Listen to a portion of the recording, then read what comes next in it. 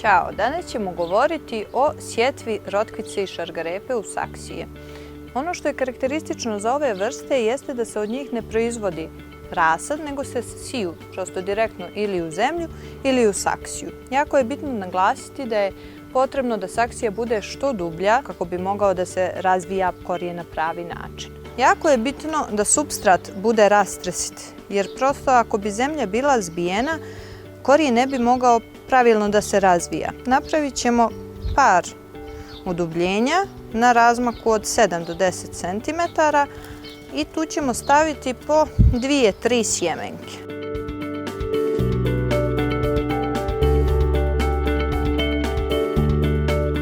Rotkvica je jako zahvalna, veoma brzo prispijeva već za berbu, to je znači za nekih 30 do 40 dana ćete imati korijen rotkvice spreman za upotrebu u salati.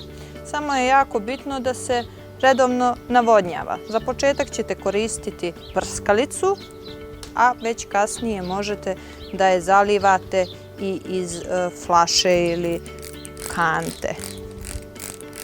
Pored toga, poželjno bi bilo da je redovno prihranjujemo đubrivima organskim. Dakle, ovdje sam već razmutila sredstvo na bazi algi, koje se upravo koristi u fazi razvoja ploda, odnosno rasta vegetativne mase.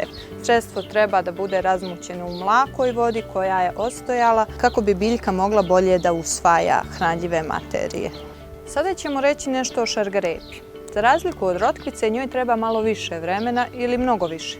Sigurno 2 mjeseca će biti potrebna do upotrebe prvih plodova šargarepe, odnosno korijena. Šargarepa voli sunce, ali ne direktno, tako da bi bilo poželjno da je držite negdje u blagoj zasjeni na vašoj terasi. Kada je šargarepa u pitanju, također sijemo je po istom principu kao rotkvicu, s tim što je njeno sjeme nešto sitnije, pa ćemo je bliže površini supstrata stavljati.